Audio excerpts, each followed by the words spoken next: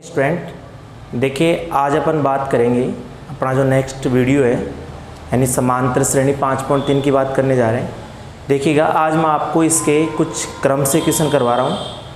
फिर मैं रिपीट कर रहा हूँ, यदि आपको कोई डाउट हो तो आप लोग क्या करिएगा, अपना जो स्कूल का ग्रुप बना हुआ है उसके अंदर आप लोग डाउट पूछ भी सकते हैं। ओके, चलिए आज अपन बिल्कुल जो अपन ने लास्ट में चौथा क्वेश्चन छोड़ा था उसके जस्ट आगे से शुरू कर रहे हैं। तो देखिएगा, क्वेश्चन नंबर 5, क्वेश्चन नंबर 5 जो है वो आपका 5.3 जो समांतर श्रेणी पढ़ रहे हैं अपन, उसकी बात कर रहे हैं अपन।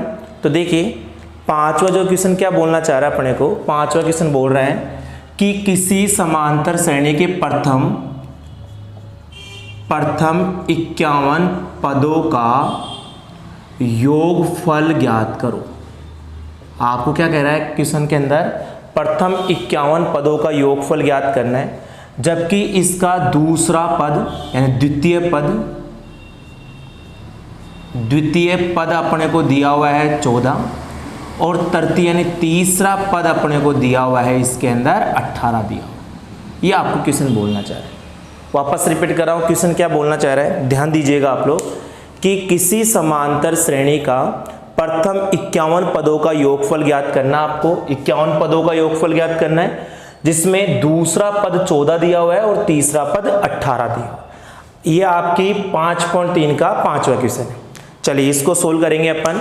तो आप लोग बिल्कुल ध्यान से समझिएगा, बहुत इजी सा क्वेश्चन है। सबसे पहली चीज जो दिया हुआ उसको लेंगे अपन। तो यहां लिखूंगा मैं दूसरा पद अपने को दिया हुआ है 14।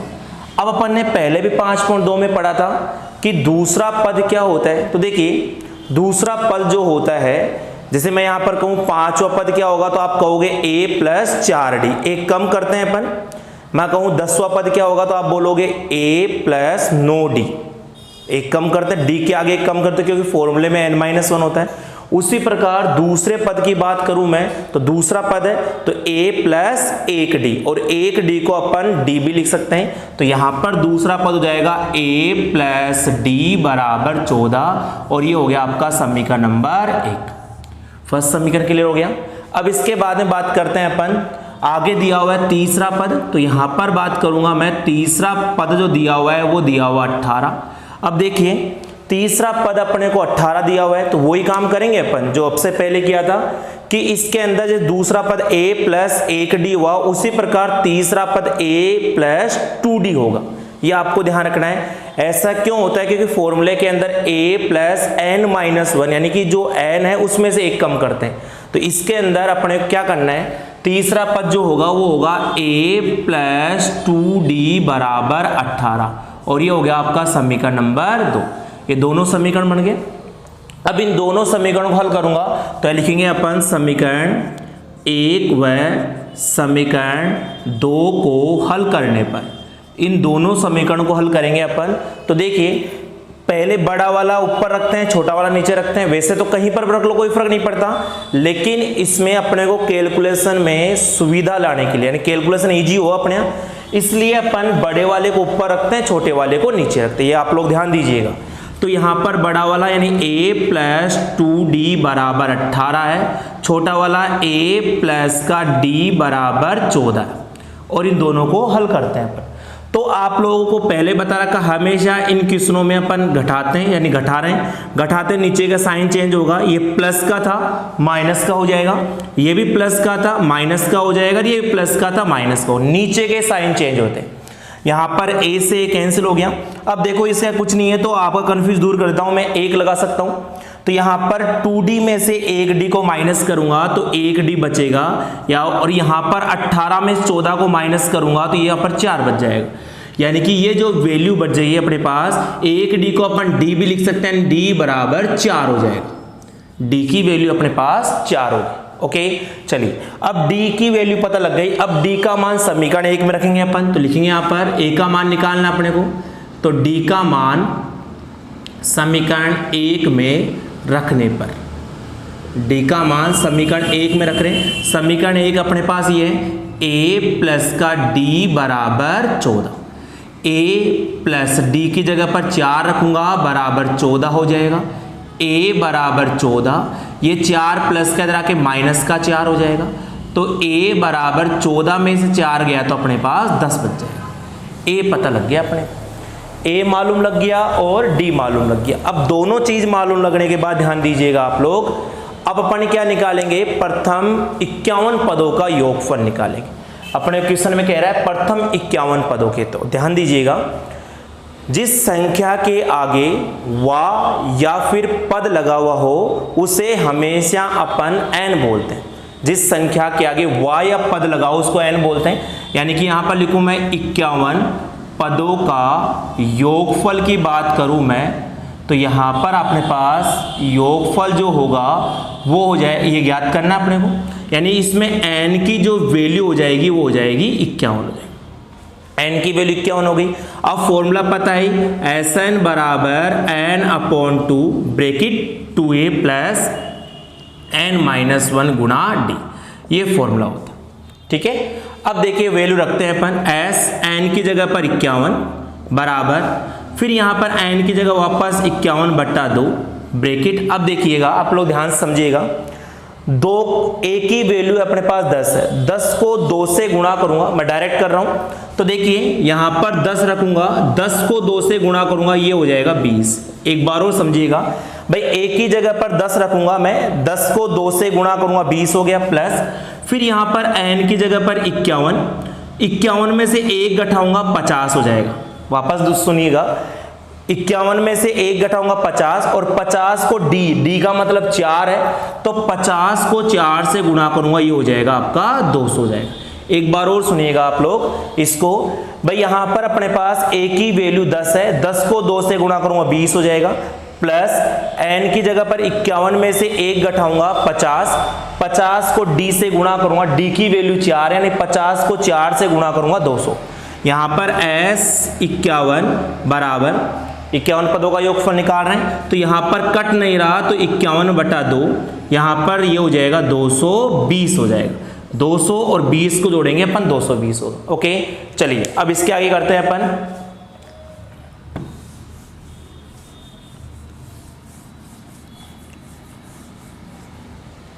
अब आप लोग ध्यान दीजिएगा, यहां पर S51 यानी 51 पदों का योगफल जो है वो हो जाएगा 51 में 2 का पूरा भाग नहीं, ऐसे कैसे लिख देंगे, गुणा का साइन, यहां पर कोई साइन है तो गुणा का साइन मानेंगे अपन, और यहां पर हो जाएगा 220, तो 220 आपका ऐसे कट रहा है ये, तो यहां पर काट देंगे अपन, 2 का भाग देंगे, 2 एकम 2, 2 एकम 2 0, तो यहां पर हो गया 51 गुणा 110, यानी कि S51 जो होगा गुणा करेंगे अपन, तो 0 51 एकम 51 और 5 56, अपने हिसाब से गुणा कर लेना, यानी 51 पदों का योगफल निकल के आ गया।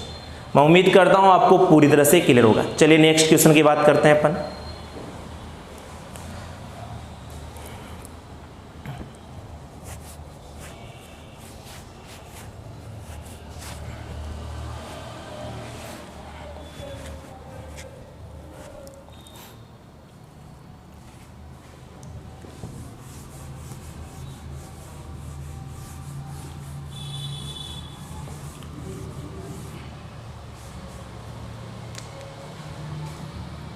क्वेश्चन नंबर 6 है, ये भी आपका 5.3 का क्वेश्चन। देखिए हिंदी वाले जो क्वेश्चन है इनको आप लोग बिल्कुल आराम से पढ़िएगा, क्योंकि इसमें क्या होगा कि अपने को जैसे लैंग्वेज पता लग जाएगी तो अपन आराम से क्वेश्चनों को कर सकते हैं, तो ये आप लोग थोड़ा ध्यान रखना है। चलिए अब देखिए अगला जो छठा क्वेश्चन है वो है, इसमें आपको प्रथम पद और अंतिम पद दिया हुआ है, प्रथम पद दिया हुआ है और अपने को अंतिम पद दिया हुआ है। प्रथम पद 17 दिया हुआ है और अंतिम पद 350 दिया हुआ। तो देखिएगा प्रथम पद को a बोलते हैं अपन, तो a बराबर 17, अंतिम पद को an बोलते हैं, तो वो दिया हुआ आपको 350। ये आपका 5.3 का छठा क्वेश्चन है। इसके अंदर प्रथम पद को अपन a बोलते हैं जो अपने को 17 दिया हुआ है, और अंतिम पद को अपन an बोलते हैं जो कि अपने को 350 दिया हुआ है। एक और चीज दी हुई है इसमें, d दिया हुआ है, सार्वंतर जिसको बोलते हैं, तो सार्वंतर भी दिया हुआ है। अब देखिए वो सार्वंतर कितना दिया हुआ है वो भी आप लोग ध्यान दीजिएगा। सार्वंतर इसके अंदर 9 दिया हुआ है, सार्वंतर 9 दिया हुआ है।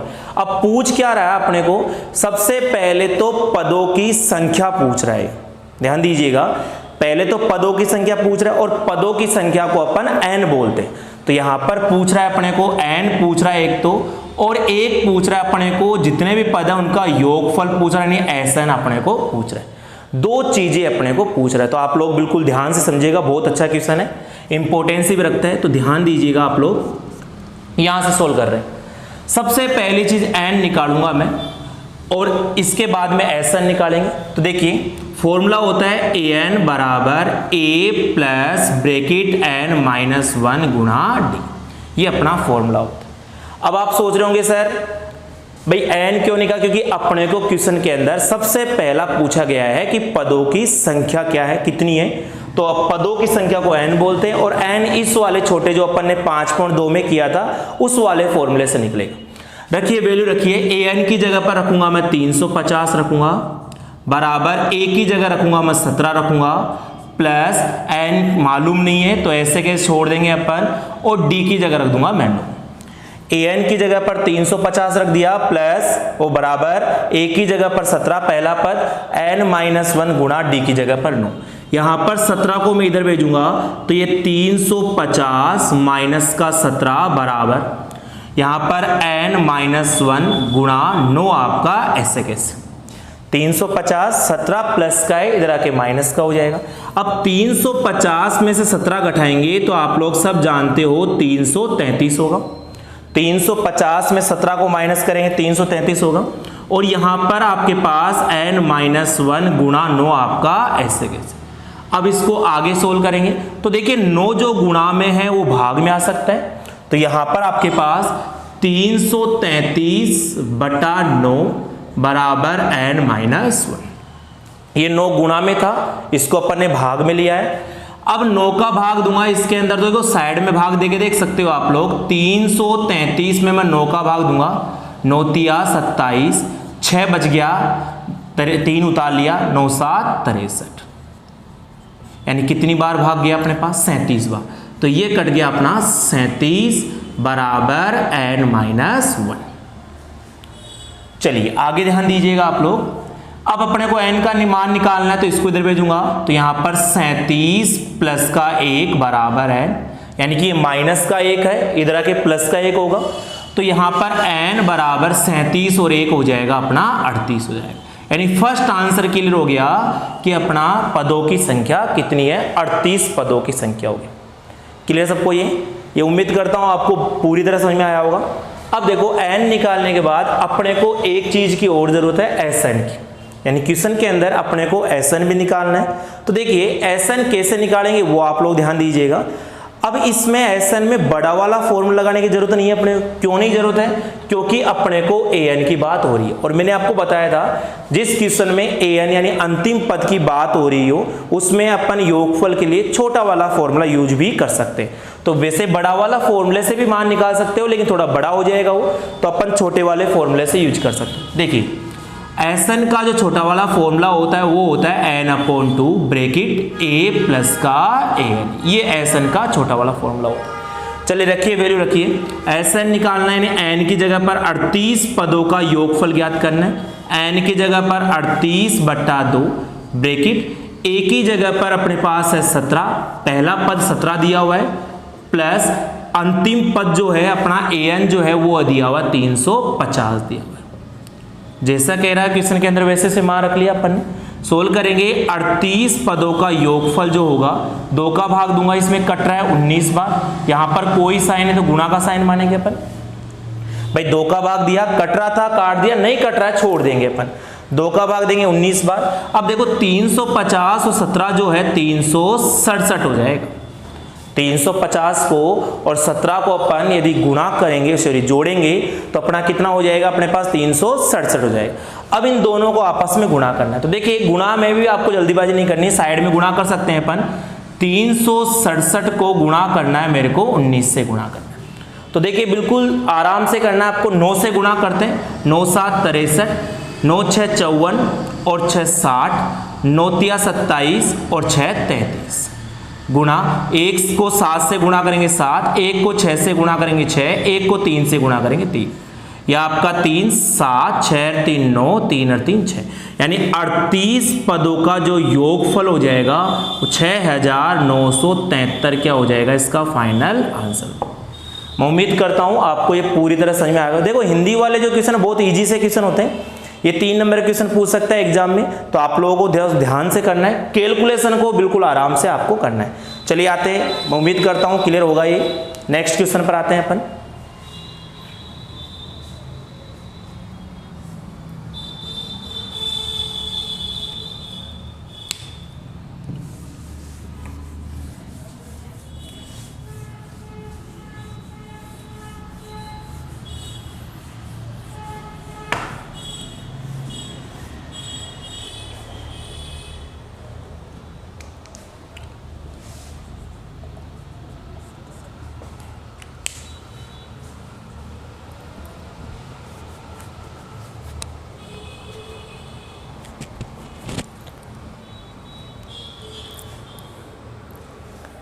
देखिए अगला जो क्वेश्चन कह रहा है उसके बारे में बात कर रहा हूं मैं।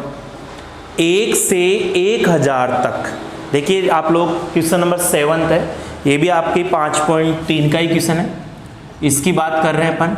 1 से 1000 तक 3 से भाज्य सभी विषम संख्याओं का योगफल ज्ञात कीजिए।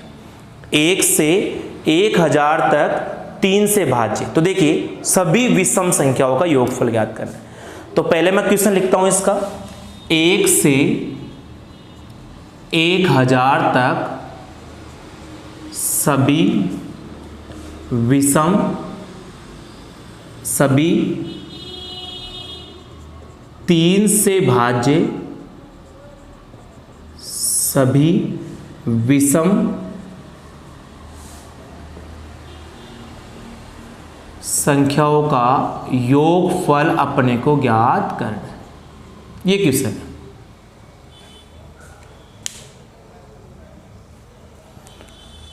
तो देखिए इसको करते हैं, बिल्कुल नॉर्मल तरीका है, वो आप लोग ध्यान दीजिएगा। देखिए इसके अंदर क्या करना है अपने को, 1 से 1000 तक। पहले देखो हिंदी वाला है, बिल्कुल आराम समझिएगा, बहुत इजी क्वेश्चन है, यदि आपको समझ में आ गया तो, नहीं तो ये डिफिकल्ट क्वेश्चन ही बन सकता है। तो देखिए इजी क्या होता है, जो अच्छी तरह समझ में आ गया वो इजी हो जाता है, और डिफिकल्ट क्या होता है, समझ में नहीं आता वो डिफिकल्ट हो जाता है। तो देखिए 1 से 1000 तक, पहले इसकी बात कर रहा हूं मैं, तो 1 से 1000 तक मैं नंबर लिख सकता हूं।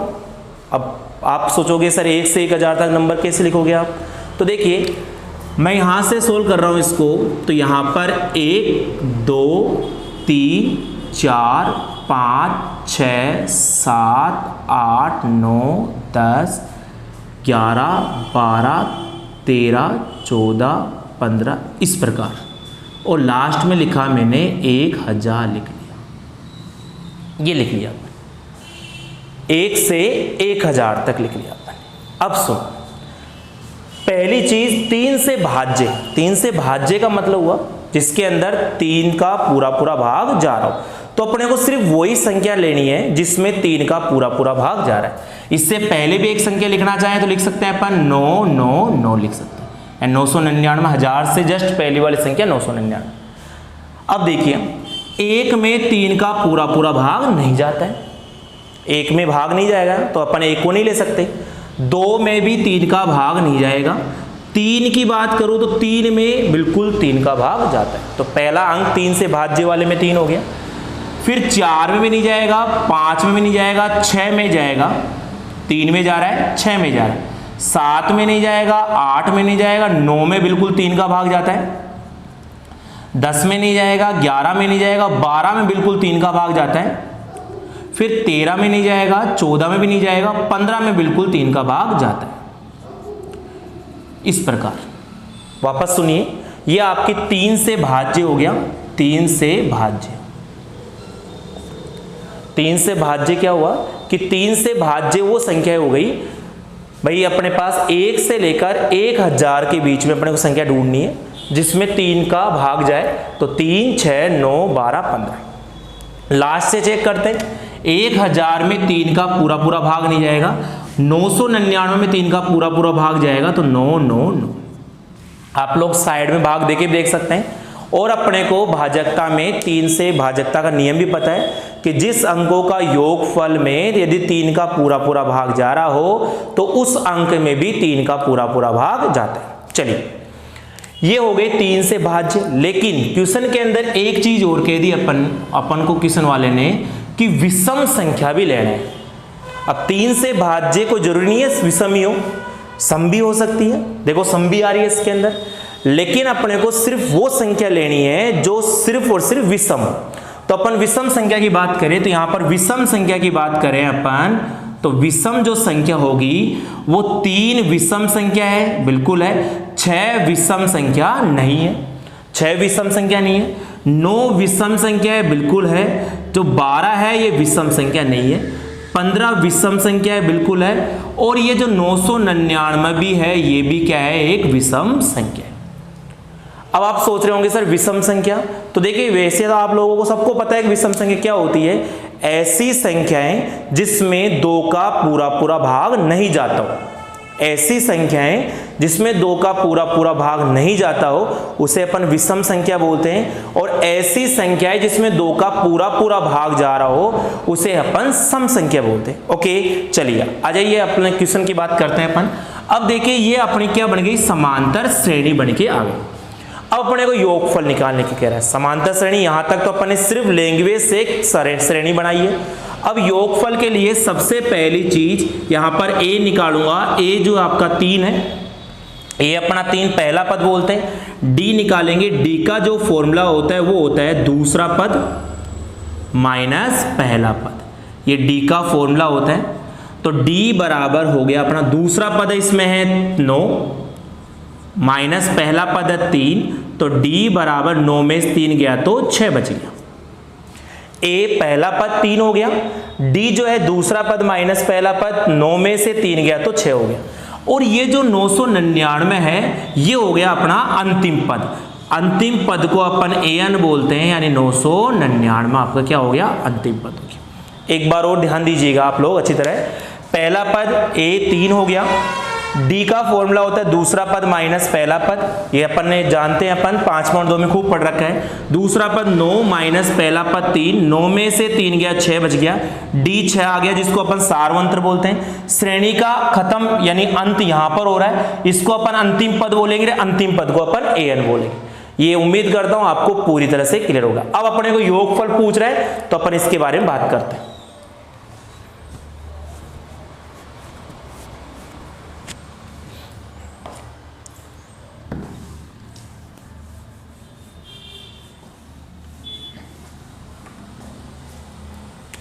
अपना निकल के आ गया, एक तो a निकल के आ गया, 3 निकल के आ गया, d अपना 6 निकल के आ गया और an अपना 999 निकल के आ गया।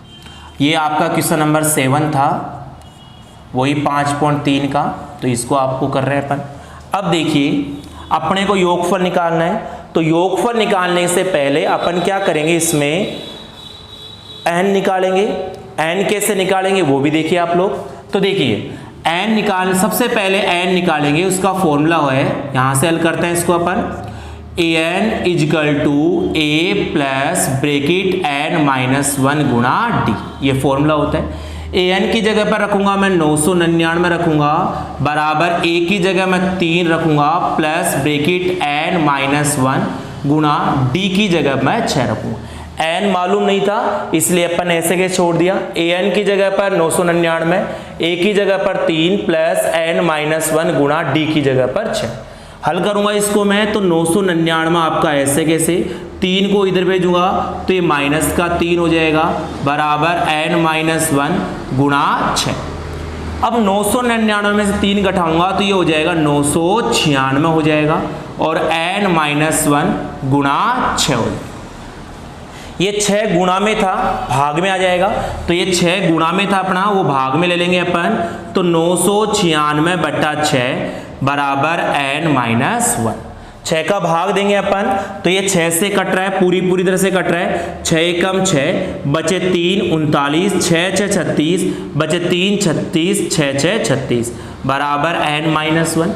तो यहाँ पर आपके पास ये -1 इधर आके प्लस का हो जाएगा, तो n बराबर हो गया 166 प्लस का 1, तो n बराबर हो गया 167, यानी n निकाल चुके हैं पर n निकाल लिया।